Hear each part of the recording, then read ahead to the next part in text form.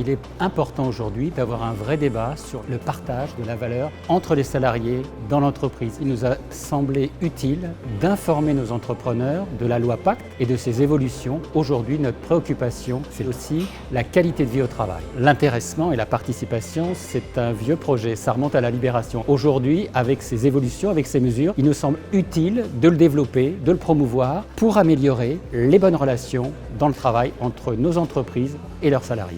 La conférence de ce soir, qui réunit donc à la fois des entrepreneurs, des organisations professionnelles en présence du ministre de l'Économie, a pour objectif de présenter au public les 24 propositions que nous rendons officielles ce soir auprès du ministre de l'Économie.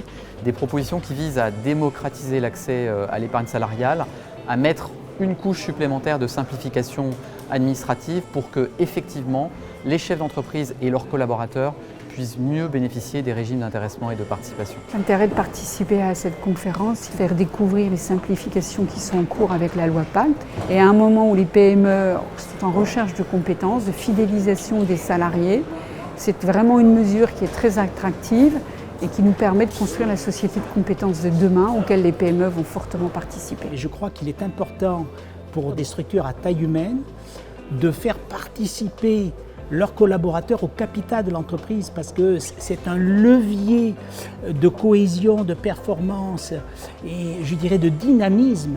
L'expert comptable est le premier conseil de l'entreprise de moins de 50. Donc ce qui est nouveau dans les propositions, c'est justement de favoriser cet intéressement, ce partage de valeur dans les entreprises de moins de 50 et de leur fournir des indicateurs. Et je crois que l'expert comptable est un allié fort sur cette partie-là. L'idée d'un capitalisme rénové et responsable s'est clairement exprimée ce soir. C'est par le partage de la valeur qu'on peut arriver à une vraie cohésion économique et sociale de l'entreprise pour rebâtir le contrat social de notre pays demain.